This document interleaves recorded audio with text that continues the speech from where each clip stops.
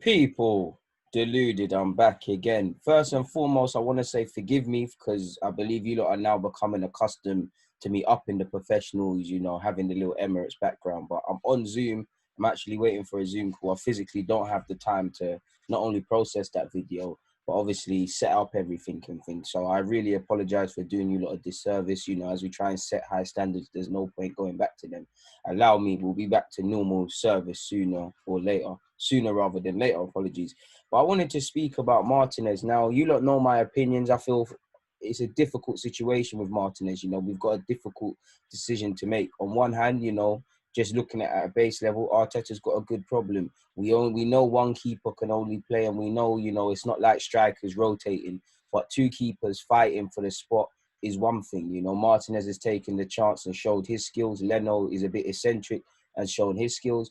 I think Leno is the better keeper, but I think it doesn't make sense. But I'm more calm with Martinez in goal purely because he's more a traditional goalie. For me, I think Leno, it took a while for me to get used to Leno because he's very eccentric and, I like that he likes to come off his line and be a sweeper keeper, but it can go against us. You look at Chelsea, he does have issues collecting crosses. That's the one thing I think Martinez is outstandingly better than him at. He came out, he misjudged it and Jorginho scored. But we know it's a difficult decision and, we all like an underdog story. We all like to see someone fight for their goals. And, Martinez has been here 9 or 10 years, been here since he's 17, 18 years of age, had a couple of loan spells, never gave up. Many people, myself included, thought his chance wouldn't come. But this just shows when you have a goal and you stay prepared and you stay ready, things fall into place for you, And I've seen some of his comments online in the relation to the eve of the final. And I thought I'd speak about them. Obviously, I've mashed them up. He spoke about his growing up kind of poor, essentially. There was times he couldn't eat or he would eat at the cost of his mother and father. He said, yeah, my family can watch the final in Argentina. We can now afford to pay bills. And that's what it's about, people, first and foremost. Football is a massive, important game. But you look at where people are coming from. All winning FA Cups, playing Premier League, all of this is just extraordinary. And every day is a blessing because, like I said, man are coming from poverty. Man are coming from, not having much food, like I said, to play in football. And, he can buy himself a flat. And I'd like to think financially he's able to, look after his family in a way he couldn't before. He said, it's not always been that way. I remember the day me and my brother Alejandro ate and my mum and dad didn't. When I was living in Buenos Aires, while playing for Independiente, I would only see them twice a month when I traveled because they couldn't afford the petrol to go and see me. So now I know that they did. So sorry, people. So I know what they did for me to reach the top where I am now. Obviously, due to lockdown restrictions, he's not seen his family, well, his mother and father specifically for 12 months. He said, as soon as I win, I want to celebrate with my boy and my wife. That's the circle of life. But yes, I wish my whole family was there. We came from a poor family. And for them to see me winning a trophy in front of 90,000 people and getting a medal would be something. That is why when Gabby Martinelli came along, I made sure someone helped him. It was really important because I know how much you suffer in your first year. I said to my mum when I turned 18 and moved into my first flat in Enfield, I don't want to come back to the country with nothing. I want to make a career here. I did not want to let them down. And this is what a lot of people, especially people like myself living in inner city London, obviously that's real poverty, but I resonate with that sort of mentality from Martinez. His football is more than a game in the sense of I feel many things are more than a game for me, even this YouTube thing. Like, obviously, we'd all like to be financially stable, but I don't have a lot of options. So there's a certain tenacity in how my approach is. And I get that with Martinez because he's coming from poverty. There is no other option.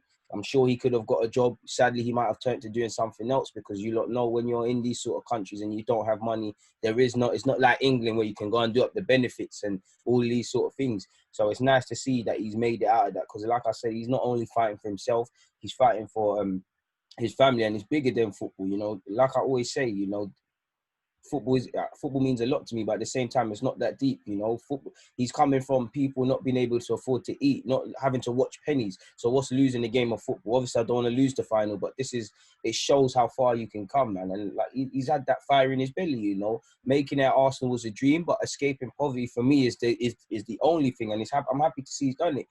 He said, people say 10 years you've never played. It's never played for Arsenal, but I played and I dealt with a lot of frustration on loan. At the club, it made me the man and the player that I am today.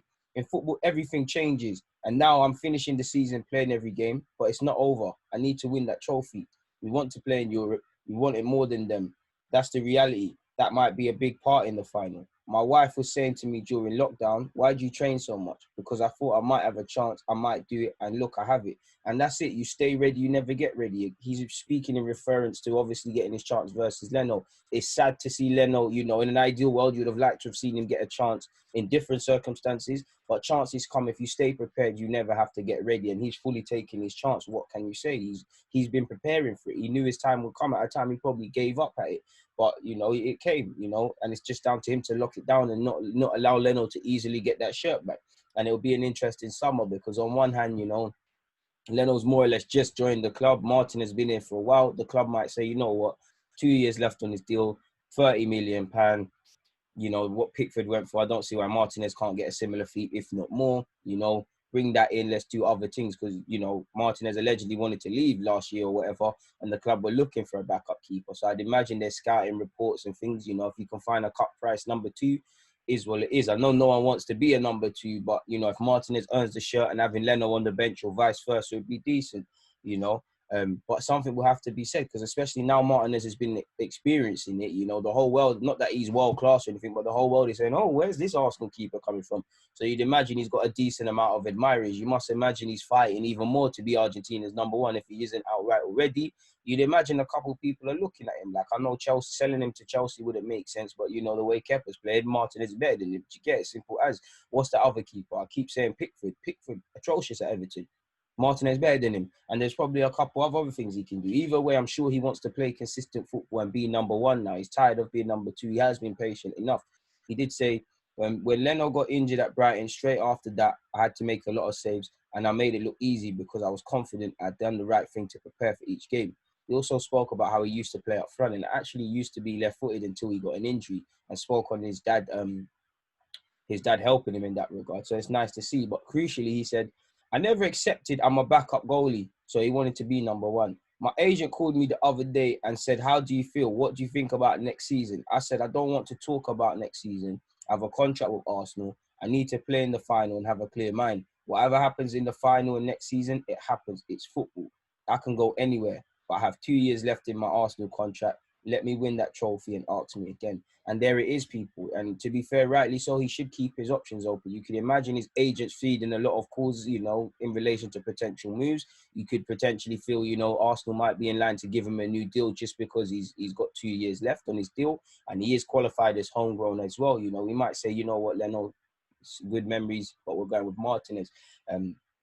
I don't know. He has to keep every option open. You know, he's got 2 years left. The club aren't really pressed, but if he goes back to being on the bench next season, then the situation has to get revised. So he's going to have a talk. But he is right in saying, you know, it's not the time and the place. Obviously, he obviously has given thought, you know, do I want to be at Arsenal next season? Am I going to be the number 1? If not, I want to move. He probably, you know, thinking I need to have a chat with Arteta, thinking about staying, thinking about going. But all of that is irrelevant until after Saturday. You deal with your future after Saturday, like he said, people. And, you know, if he didn't get his chance, arguably he's taken this, it feels like he's been in the team for a while, which he has, but he's only got his chance towards the tail end of the season. He might have been frustrated already. And, you know, if he didn't leave, if his chance never came because of Leno's injury, you know, that could have been a source of frustration for him. So, yeah, he's got 2 years left on his contract. We'll have to talk after the FA Cup final. We've also been linked with John Stones, as well as West Ham. Arsenal have been linked with John Stones, probably more so off the back of you seeing Ake to Man City is near enough done. If not, it is. I'm not a transfer man, but that's what you saw everywhere. And, you know, John Stones simply hasn't. He showed some promise at City, but he just simply hasn't kicked on to the level required. He's not played enough, in my opinion, this season for someone that's meant to be of his caliber. And it seems that him and Pep are at loggerheads about something. And for me, I would be interested in taking Stones. I know people will turn up their nose to him and things, but, you know, Arteta knows him. I look at if we're going to play with a back 3. He is a decent ball player. He is better than a lot of what we have already. You know, 20 million with homegrown, I wouldn't mind that. Like I said, there would be other more targets that I would like to go for. You know, I'd like to explore other things, but I wouldn't turn my nose up at John Stones. Not that we can afford to, because I don't see, apart from Saliba, I don't think there's a centre-half at this club better than him, really and truly. As calamity as John Stones has been, I think he's just got a lot of bad habits. Apparently, Zaha's hopes of leaving Crystal Palace might rest on an initial loan with a future obligation to buy. Obviously, within the current climate of football right now with the COVID and stuff, maybe that's what appeals to Arsenal, you know, the loan with an option to buy, spreading out payments. We already know Brighton are interested in Maitland-Niles, and that rumor has resurfaced. Sorry, apparently a big part of that is because, as you don't know, Maitland-Niles won the England Under-20 World Cup in 2017, and Dan Ashworth, I believe, was technical director, or held a position. He's technical director of Brighton now, but he held a position at the FA. So you can imagine he knows a bit about Maitland-Niles, and with obviously them signing Lamperty, Maitland being linked with Maitland-Niles, this might be a thing for them. They might even go for Chelsea's Conor Gallagher, go for players on loan, or bring them in on a permanent if the club ain't giving them chances. They might even go for a Brewster or something like that. Yeah, man, I don't want to see Maitland-Niles go, but again, we might have to raise funds. A lot of players, I do think there are players that are definite leavers, but when you look at, I wouldn't sell Martinez. I wouldn't want to sell Guendouzi because he's made his bed in it apart with the attitude, but I think deep down the club don't want to sell Guendouzi, but they have to consider that's 30, 40. I don't think the club want to push Lacazette out, but that could be 30 to 50. Maitland-Niles is 20 to 30 or something like that. Do you get it? Martinez could be a 30. Holding could be a 15, 20. There's a couple man that could, it's not the biggest of fees, but every fee counts. And we have to be creative with swap deals and selling players we might not want to sell. So it'll be an interesting summer. And, I think the domestic window is actually closed in October. So there is a lot of time for things to happen. So it'll be interesting to see exactly what happens, but I've got nothing more to say, man. I was just here to speak about Martinez quickly, and I thought, let me touch on Zaha, Maitland, and obviously Stones. But for now, it's always a pleasure. Deluded. I'm out, folks, man.